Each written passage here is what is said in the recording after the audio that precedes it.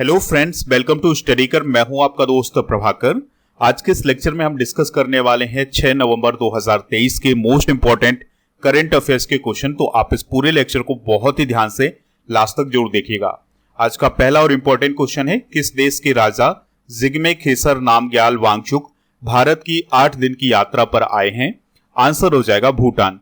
तो भूटान के जो राजा हैं जिग्मे खेसर नामग्याल वांगचुक, तो वो 8 दिन की भारत की यात्रा पर आए हैं और दोस्तों वह गुवाहाटी असम पहुंचे हैं। दोस्तों उनकी जो ये आधिकारिक यात्रा है ये 3 से 10 नवंबर तक होगी और इस यात्रा के दौरान भारत और भूटान के बीच जो संबंध है उन पर चर्चा की जाएगी। उन्होंने विश्व धरोहर स्थल काजीरंगा नेशनल पार्क का भी दौरा किया था। अब आपको कमेंट बॉक्स में ये बताना है कि ये काजीरंगा नेशनल पार्क किस राज्य में स्थित है। चलिए दोस्तों, अब हम भूटान से रिलेटेड कुछ इंपॉर्टेंट बेसिक जानकारी डिस्कस कर लेते हैं। तो भूटान की जो कैपिटल है वो है थिम्पू और यहाँ के राजा अभी हमने डिस्कस किया है कौन है, जिग्मे खेसर नामग्याल वांगचुक। और यहाँ के जो प्रधानमंत्री हैं वो है लोटे शेरिंग। यहाँ की जो करेंसी है वो है नगुल ट्रम और भारतीय रुपया, यानी यहाँ पर दोनों प्रकार की करेंसी चलती है। भूटान ने रूबेला को सफलतापूर्वक अभी हाल ही में समाप्त किया है। भूटान सभी आवारा कुत्तों की नसबंदी करने वाला दुनिया का पहला देश बन गया है। दोस्तों अगर आपसे क्वेश्चन पूछा जाए कि भारत के वो कौन कौन से राज्य हैं जिनकी सीमा भूटान से लगती है, तो पहला राज्य है सिक्किम, दूसरा है पश्चिम बंगाल, तीसरा है असम और चौथा राज्य है अरुणाचल प्रदेश। यानी 4 राज्यों की सीमा भूटान से लगती है। चलिए दोस्तों, भूटान से रिलेटेड कुछ और इंपॉर्टेंट जानकारी डिस्कस कर लेते हैं। तो भूटान दुनिया का एकमात्र कार्बन तटस्थ देश है। भूटान के द्वारा जितना कार्बन डाइऑक्साइड का उत्सर्जन किया जाता है उससे अधिक कार्बन डाइऑक्साइड का उपभोग किया जाता है। भूटान में कोई ट्रैफिक लाइट नहीं है, ये भी वहां से रिलेटेड एक फैक्ट है। भूटान ने सबसे पहले 1999 में प्लास्टिक पर प्रतिबंध लगाया था। तीरंदाजी यहाँ का नेशनल गेम्स है। 2019 में भूटान ने समलैंगिकता को अपराध की श्रेणी से हटा दिया है। इस लेक्चर को लास्ट तक देखिएगा। लास्ट में आपसे एक क्वेश्चन पूछा जाएगा जिसका आंसर कमेंट बॉक्स में देना है। अगर आप चैनल पर पहली बार आए हैं तो सब्सक्राइब कर लें, बेल आइकन भी दबा लें जिससे आपको समय पर सबसे पहले नोटिफिकेशन मिल सके। पीडीएफ के लिए आप हमारे टेलीग्राम चैनल से जुड़ जाइएगा। आपको टेलीग्राम पर जाना है, स्टडी कर ऑफिशियल सर्च करना है तो हमारा चैनल मिल जाएगा और इस चैनल को ज्वाइन करना है तो आपको पीडीएफ भी मिल जाएगा। आपके लिए एक इन्फॉर्मेशन है कि जो अक्टूबर माह की ई बुक है वो अब लॉन्च हो चुकी है, तो उसे आप ऐप से प्राप्त कर सकते हैं। सबसे पहले आपको ऐप डाउनलोड करना है। ऐप आप 2 माध्यम से डाउनलोड कर सकते हैं, या तो नीचे डिस्क्रिप्शन बॉक्स में जो लिंक दी गई है वहां से डाउनलोड कर सकते हैं, या फिर प्ले स्टोर पर आप जाइए, स्टडी कर आप सर्च करिए तो हमारा जो ऐप है वो मिल जाएगा। इस ऐप को इंस्टॉल कर लीजिएगा। जैसे आप इंस्टॉल करेंगे तो कुछ इस प्रकार का इंटरफेस दिखाई देगा। आप ई बुक पर जाएंगे तो आपको अक्टूबर माह की, सितंबर माह की जो ई बुक है वो मिल जाएगी, तो यहां से आप इसको प्राप्त कर सकते हैं। इसके अलावा हमारी जो वेबसाइट है उसके माध्यम से भी आप डायरेक्ट प्राप्त कर सकते हैं ई बुक को। वेबसाइट का जो लिंक है वो डिस्क्रिप्शन बॉक्स में दिया गया है। दोस्तों आपके लिए एक व्हाट्सएप चैनल भी बनाया गया है, तो व्हाट्सएप चैनल से भी आप जुड़ जाइएगा। इसका लिंक डिस्क्रिप्शन बॉक्स में दिया गया। नेक्स्ट क्वेश्चन है, सीबीएसई यानी सेंट्रल बोर्ड सेकेंडरी एजुकेशन किस देश में अपना क्षेत्रीय प्रशासनिक कार्यालय खोलेगा? आंसर हो जाएगा इसका यूएई। तो दोस्तों सीबीएसई के द्वारा यूएई में अपना क्षेत्रीय प्रशासनिक कार्यालय खोला जाएगा। तो सीबीएसई यूएई में अपना क्षेत्रीय प्रशासनिक कार्यालय खोलेगा और यह जो क्षेत्रीय प्रशासनिक कार्यालय होगा ये दुबई में खोला जाएगा। दोस्तों दुबई में सीबीएसई का जो प्रशासनिक कार्यालय खोला जाएगा, इससे भारत और यूएई के बीच जो शैक्षणिक संबंध हैं वो मजबूत होंगे। याद रखिएगा एक और पॉइंट कि यूएई में भारत के राजदूत कौन हैं? संजय सुधीर हैं। दोस्तों बात आई है सीबीएसई की, तो इसका फुल फॉर्म होता है central board of secondary education. यह भारत में सार्वजनिक और निजी स्कूलों के लिए एक राष्ट्रीय स्तर का शिक्षा बोर्ड है। यह शिक्षा मंत्रालय के अधीन काम करता है। इसका गठन 2 जुलाई 1929 को हुआ था और दोस्तों इसका मुख्यालय नई दिल्ली में है। वर्तमान में इसकी चेयरपर्सन है निधि छिब्बर। और शिक्षा मंत्री कौन है ये भी आप याद रखिएगा, तो वर्तमान में देश के शिक्षा मंत्री हैं धर्मेंद्र प्रधान जी। चलिए दोस्तों कुछ और इंपॉर्टेंट जानकारी डिस्कस करते हैं। तो आईआईटी मद्रास के द्वारा तंजानिया के जंजीबार में जल्द ही एक कैंपस खोला जाएगा। आईआईटी दिल्ली ने ये घोषणा की है कि वो बहुत जल्द अबू धाबी में यानी यूएई में अपना कैंपस खोलने जा रही है। तो इस प्रकार के कैंपस खोले जा रहे हैं विदेशों में भारतीय शैक्षणिक संस्थानों के द्वारा। तो ये आप नोट कर लीजिएगा क्योंकि इस प्रकार के क्वेश्चन एग्जाम में बन सकते हैं। यूएई की बात करें तो इसे यूनाइटेड अरब अमीरात बोला जाता है। अबू धाबी इसकी कैपिटल है। प्रेसिडेंट है मोहम्मद बिन जायद अल नाहयान और प्राइम मिनिस्टर है मोहम्मद बिन राशिद अल मखतूम। दोस्तों ये आप यूएई का मैप देख सकते हैं। इसके पड़ोसी देशों में आता है ओमान और सऊदी अरब। अगला क्वेश्चन है पीएम गरीब कल्याण अन्न योजना को कितने साल के लिए बढ़ाया गया है? तो आंसर हो जाएगा इसका 5 साल के लिए। तो जो पीएम गरीब कल्याण अन्न योजना थी उसको आगे 5 साल के लिए बढ़ा दिया गया है। और यह घोषणा प्राइम मिनिस्टर मोदी जी के द्वारा एक चुनावी भाषण के दौरान की गई है। तो वो छत्तीसगढ़ में भाषण दे रहे थे और उसी दौरान उन्होंने पीएम गरीब कल्याण योजना को अगले 5 सालों के लिए बढ़ाने की घोषणा की है। और यह जो योजना थी ये दिसंबर 2023 में खत्म हो रही थी, लेकिन अब इसे आगे 5 साल के लिए बढ़ा दिया गया है। दोस्तों सरकार एनएफएसए और अन्य कल्याणकारी योजनाओं के तहत खाद्य सब्सिडी पर 2023 में 2 लाख करोड़ रुपए से अधिक खर्च करेगी। दोस्तों प्रधानमंत्री गरीब कल्याण अन्न योजना की बात करें तो इसकी शुरुआत मार्च 2020 में केंद्र सरकार के द्वारा की गई थी। यह योजना खाद्य एवं सार्वजनिक वितरण विभाग के द्वारा क्रियान्वित की जाती है। इसके तहत गरीब परिवारों के प्रत्येक सदस्य को हर महीने 5 किलो गेहूं या चावल और 1 किलो साबुत चना मुफ्त में दिया जाता है। तो याद रखिएगा कि प्रधानमंत्री गरीब कल्याण अन्न योजना 2020 में शुरू की गई थी। अब हम केंद्र सरकार की कुछ प्रमुख योजनाओं को एक बार रिवाइज कर लेते हैं कि कौन सी योजना किस वर्ष शुरू हुई थी। जैसे जनधन योजना की बात करें तो 2014 में, स्किल इंडिया मिशन 2014 में और 2014 में मेक इन इंडिया को भी शुरू किया गया था।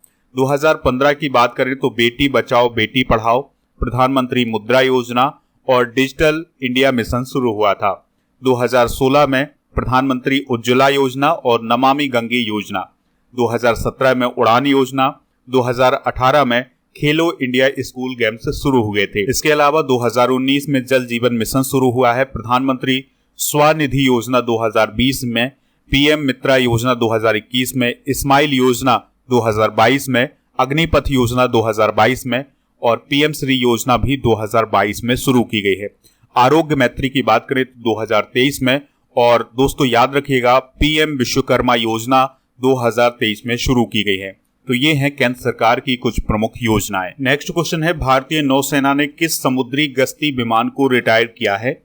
आंसर हो जाएगा IL-38HD को। तो अभी हाल ही में IL-38HD विमान को भारतीय नौसेना के द्वारा रिटायर किया गया है। दोस्तों 46 वर्षों की शानदार सेवा के बाद भारतीय नौसेना ने इल्यूशन 38 सी ड्रैगन को रिटायर कर दिया है। दोस्तों IL-38 ने 1977 में सेवा में प्रवेश किया था और 1983 तक 5 विमान खरीदे गए थे। तो याद रखिएगा कि इस साल गणतंत्र दिवस पर IL-38HD ने पहली और आखिरी बार परेड फ्लाइट पास्ट में हिस्सा लिया था। दोस्तों भारतीय नौसेना की बात करें तो स्थापना 1612 में हुई थी। इसका मिशन समुद्री हितों और सीमाओं की रक्षा करना है। आदर्श वाक्य है सम नो वरुणः। नौसेना प्रमुख कौन है वर्तमान में? Admiral R Hari Kumar. और नौसेना दिवस 4 दिसंबर को मनाया जाता है। नेक्स्ट क्वेश्चन है किस राज्य या केंद्र शासित प्रदेश की पुलिस के द्वारा जमानत पाने वाले आतंक के आरोपियों के पैर में जीपीएस लगाया जाएगा? आंसर हो जाएगा जम्मू कश्मीर। तो दोस्तों जम्मू कश्मीर के द्वारा अभी हाल ही में एक ऐसा तरीका अपनाया गया है कि जो आतंक का आरोपी है और अगर उसे जमानत मिल गई है तो उसके पैर में जीपीएस ट्रैकर एंकलेट लगाया जाएगा, जिससे उसकी लोकेशन का पता चल सकेगा कि ये व्यक्ति जाता कहाँ है। यानी मान लिया कि किसी भी व्यक्ति पर आतंक का आरोप लगा है और उसे जमानत मिल गई है तो उस व्यक्ति को जीपीएस ट्रैकर इंकलेट लगाया जाएगा। जम्मू कश्मीर पुलिस ऐसा करने वाली भारत की पहली फोर्स बन गई है। यहाँ पर आप देख सकते हैं कि ये एक व्यक्ति है जिस पर आतंक का आरोप था, तो उसके पैर में जीपीएस ट्रैकर एंकलेट लगाया जा रहा है। जीपीएस ट्रैकर का इस्तेमाल संयुक्त राज्य अमेरिका, इंग्लैंड, दक्षिण अफ्रीका, ऑस्ट्रेलिया और न्यूजीलैंड सहित कई देशों में किया जाता है और अब ऐसा उपयोग जम्मू कश्मीर की पुलिस के द्वारा भी किया गया है। नेक्स्ट क्वेश्चन है, भारत और किस देश ने श्रमिकों, छात्रों और प्रोफेशनल की आवाजाही को सुविधाजनक बनाने के लिए समझौते पर हस्ताक्षर किए हैं? आंसर हो जाएगा इटली। तो अभी हाल ही में भारत और इटली के बीच श्रमिकों, छात्रों और प्रोफेशनल की आवाजाही को सुविधाजनक बनाने के लिए समझौते पर हस्ताक्षर किए गए हैं। तो भारत के जो विदेश मंत्री हैं डॉक्टर एस जयशंकर और इटली के जो उप प्रधानमंत्री हैं और विदेश मंत्री हैं एंटोनियो तजानी, उनके बीच में इटली की कैपिटल रोम में भारत और इटली के बीच जो रणनीतिक साझेदारी है उस पर चर्चा की गई है और दोनों देश इस बात पर सहमत हुए हैं कि कृषि, प्रौद्योगिकी, इनोवेशन, अंतरिक्ष, डिफेंस और डिजिटल क्षेत्रों में जो संभावनाएं हैं उनको बढ़ाया जाना चाहिए। तो इन समझौतों से होगा क्या कि जो श्रमिक हैं और जो छात्र हैं और जो प्रोफेशनल्स हैं उनके बीच आवाजाही सुविधाजनक हो सकेगी दोनों देशों के बीच में। चलिए दोस्तों, इटली से रिलेटेड कुछ बेसिक जानकारी डिस्कस कर लेते हैं। रोम इसकी कैपिटल है, राष्ट्रपति हैं सर्जियो मैटरेला, प्रधानमंत्री हैं जियोर्जियो मेलोनी, करेंसी है यूरो और इटली के उत्तर में आल्प्स पर्वतमाला है। इस पॉइंट को भी आप याद रखिएगा। इटली के पड़ोसी देशों की बात करें तो इसकी सीमा फ्रांस, स्विट्जरलैंड, ऑस्ट्रिया और स्लोवेनिया से लगती है। चलिए दोस्तों, कुछ और important international current affairs discuss कर लेते हैं। तो थाईलैंड ने पर्यटन को बढ़ावा देने के लिए भारतीय नागरिकों के लिए फ्री वीजा सुविधा शुरू की है। चीनी कम्युनिस्ट पार्टी के प्रतिनिधि मंडल ने सोलोमन द्वीप के साथ संबंध अभी हाल ही में बढ़ाए हैं। उत्तराखंड में भारत के हंगर प्रोजेक्ट को नॉर्वे का समर्थन प्राप्त हुआ है। सुल्तान इब्राहिम मलेशिया के नए राजा बने हैं। चौथी बार स्लोवाकिया के प्रधानमंत्री बने हैं रॉबर्ट फिको। नेक्स्ट क्वेश्चन है और बहुत ही इंपॉर्टेंट क्वेश्चन है, वनडे क्रिकेट में सचिन तेंदुलकर के 49 शतक के रिकॉर्ड की बराबरी करने वाले बल्लेबाज कौन बने हैं? आंसर हो जाएगा विराट कोहली। तो दोस्तों, विराट कोहली ने सचिन तेंदुलकर के वनडे में सबसे ज्यादा शतक के वर्ल्ड रिकॉर्ड की बराबरी कर ली है और विराट कोहली ने साउथ अफ्रीका के खिलाफ अपना 49वां शतक लगाया है और सचिन तेंदुलकर ने भी वनडे क्रिकेट में 49 शतक लगाए हैं। इस प्रकार से सचिन तेंदुलकर और विराट कोहली के बीच वनडे में जो शतकों की संख्या है उसकी बराबरी हो गई है। दोस्तों, विराट कोहली बर्थडे पर वर्ल्ड कप सेंचुरी जमाने वाले भारत के पहले और दुनिया के तीसरे बल्लेबाज बन गए हैं। चलिए दोस्तों, कुछ और इंपॉर्टेंट जानकारी डिस्कस करते हैं। तो विराट कोहली सबसे तेज 49 वनडे शतक तक पहुंचने वाले बल्लेबाज बने हैं, यानी उन्होंने सबसे तेज 49 शतक लगाए हैं वनडे में। उन्होंने 277 पारियों में यह अचीवमेंट हासिल किया है। जबकि सचिन तेंदुलकर की बात करें तो उन्हें 49 शतक लगाने में 451 पारियों का सहारा लेना पड़ा है। विराट कोहली ने टेस्ट में 29, वनडे में 49 और टी20 में 1 शतक लगाया है। दोस्तों, वनडे में सबसे ज्यादा शतक किसने लगाए हैं, चलिए इसको डिस्कस करते हैं। तो पहले स्थान पर हैं सचिन तेंदुलकर, इन्होंने 451 पारियों में 49 शतक लगाए हैं। विराट कोहली की बात करें तो इन्होंने 277 पारियों में 49 शतक लगाए हैं और रोहित शर्मा की बात करें तो ये तीसरे नंबर पर हैं, उन्होंने 251 पारियों में 31 शतक लगाए हैं। नेक्स्ट क्वेश्चन है, वस्तु एवं सेवा कर यानी जीएसटी के खिलाफ अपील दायर करने के लिए एक माफी योजना किसने शुरू की है? वित्त मंत्रालय ने, यानी फाइनेंस मिनिस्ट्री ने। तो दोस्तों, वित्त मंत्रालय ने जीएसटी के खिलाफ अपील दायर करने के लिए एक माफी योजना शुरू की है। यह योजना उन संस्थाओं के लिए होगी जो 31 मार्च 2023 को या उससे पहले कर अधिकारी यानी टैक्स ऑफिसर द्वारा जारी आदेशों के खिलाफ अपनी अपील प्रस्तुत करने में असमर्थ रहे हैं। तो ऐसी संस्थाओं के लिए ये माफी योजना शुरू की गई है। यहाँ पर बात आई है जीएसटी की, तो इसे गुड्स एंड सर्विस टैक्स बोला जाता है। और दोस्तों, जीएसटी को सबसे पहले फ्रांस में लागू किया गया था। भारत का जीएसटी कनाडा के मॉडल पर आधारित है। जीएसटी विजय केलकर समिति की सिफारिश के आधार पर भारत में लागू किया गया था। जीएसटी 1 जुलाई 2017 को लागू किया गया था, इसलिए 1 जुलाई को जीएसटी दिवस भी मनाया जाता है। जीएसटी को लागू करने वाला सबसे पहला राज्य है असम। जीएसटी को अनुच्छेद 279 के तहत लागू किया गया है। जीएसटी काउंसिल का गठन भारत के राष्ट्रपति ने सितंबर 2016 में किया था। जीएसटी 122वां संविधान संशोधन बिल था। जीएसटी बिल को राष्ट्रपति ने अपनी मंजूरी 8 सितंबर 2016 को दी थी। जीएसटी में 5 प्रकार की दरें हैं, 0%, 5%, 12%, 18% और 28%। जीएसटी की बात करें तो यह एक अप्रत्यक्ष कर है। नेक्स्ट क्वेश्चन है, आयरन डोम रक्षा प्रणाली का भारतीय संस्करण कौन विकसित करेगा? आंसर हो जाएगा इसका डीआरडीओ। तो दोस्तों, भारत का जो रक्षा अनुसंधान एवं विकास संगठन है यानी डीआरडीओ है, इसके द्वारा प्रोजेक्ट कुश के तहत लंबी दूरी की वायु रक्षा प्रणाली डेवलप की जा रही है। दोस्तों, इसको आप बहुत ही ध्यान से समझिएगा। यह जो रक्षा प्रणाली तैयार की जा रही है या ये जो डिफेंस सिस्टम तैयार किया जा रहा है, इसमें क्या होगा कि अगर कहीं से यानी कि दूसरे मुल्क से अगर कोई रॉकेट भारत में प्रवेश करेगा तो उसको वहीं पर मार गिराया दिया जाएगा। तो जो क्रूज मिसाइलें हैं उनको रोका जा सकता है, और स्टील्थ फाइटर जेट होते हैं उनको रोका जा सकता है, और जो ड्रोन होते हैं उनका पता लगाया जा सकता है, और उनका पता लगा करके उनको वहीं पर नष्ट किया जा सकता है इस डिफेंस सिस्टम के द्वारा। दोस्तों, यह 150 किलोमीटर से 200 किलोमीटर की दूरी तक लक्ष्य का पता लगाने और उसे नष्ट करने में सक्षम होगा। दोस्तों, यहां पर आप देखिएगा, इस प्रकार से ये डिफेंस सिस्टम काम करेगा कि अगर किसी दूसरे देश से या कहीं से भी मिसाइल आती है तो उसको ऑटोमेटिक यहां पर खत्म कर दिया जाएगा, यानी उसको अंदर प्रवेश ही नहीं करने दिया जाएगा। बात आई है डीआरडीओ की, तो इसका फुल फॉर्म होता है Defence Research and Development Organisation, और इसका उद्देश्य भारत को महत्वपूर्ण रक्षा प्रौद्योगिकी और प्रणालियों में आत्मनिर्भर बनाना है। दोस्तों, 1958 में इसे स्थापित किया गया था। नई दिल्ली में इसका मुख्यालय है। अध्यक्ष हैं Sameer V Kamat. Last question है, आज का अंतिम प्रश्न है, युद्ध और सशस्त्र संघर्ष में पर्यावरण के शोषण को रोकने के लिए अंतर्राष्ट्रीय दिवस हर वर्ष कब मनाया जाता है?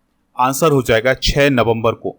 तो दोस्तों, युद्ध और सशस्त्र संघर्ष में पर्यावरण के शोषण को रोकने के लिए अंतर्राष्ट्रीय दिवस हर साल 6 नवंबर को मनाया जाता है।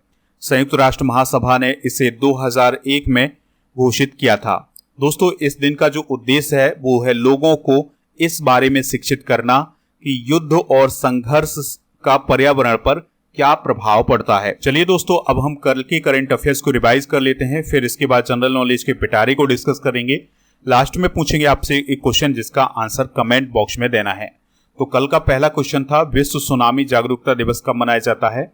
5 नवंबर को। बॉम्बे हाई कोर्ट ने किस राज्य में महादेई वन्य जीव अभयारण्य में टाइगर रिजर्व के गठन का आदेश दिया है? गोवा। किस प्रख्यात लेखक को प्रतिष्ठित केरल ज्योति पुरस्कार से सम्मानित किया गया है? टी पद्मनाभन को।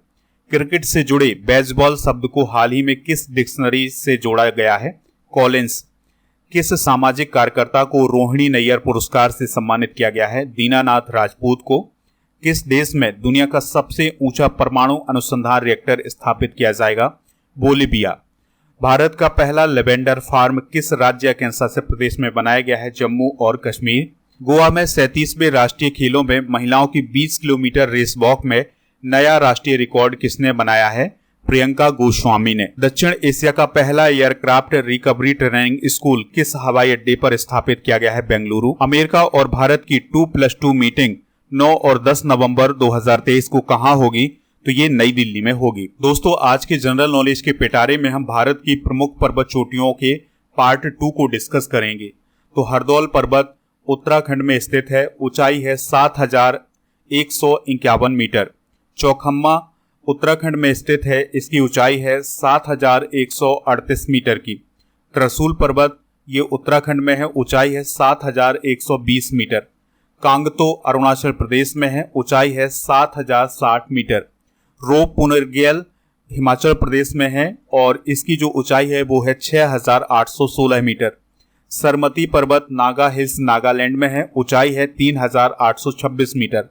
और सनदफकू चोटी पश्चिम बंगाल में है, ऊंचाई है 3636 मीटर। अनाईमुडी की बात करें तो यह पश्चिमी घाट केरल में है और ऊंचाई है 2695 मीटर। तो ये हैं दोस्तों भारत की कुछ प्रमुख पर्वत चोटियां। कल के करंट अफेयर्स में क्वेश्चन पूछा गया था कि भारत का सर्वोच्च नागरिक सम्मान कौन है? तो आंसर हो जाएगा इसका भारत रत्न। तो लगभग सभी लोगों ने इसका आंसर भारत रत्न बताया हुआ है। इसी प्रकार से आपसे जो क्वेश्चन पूछा जाए उसका आंसर आप कमेंट बॉक्स में जरूर दीजिएगा। आज का क्वेश्चन है, प्रधानमंत्री गरीब कल्याण अन्न योजना किस वर्ष शुरू हुई थी? तो जो भी इसका राइट आंसर हो कमेंट बॉक्स में जरूर बताइए। हमें इंतजार रहेगा आपके आंसर का। मिलते हैं नेक्स्ट लेक्चर में। जय हिंद।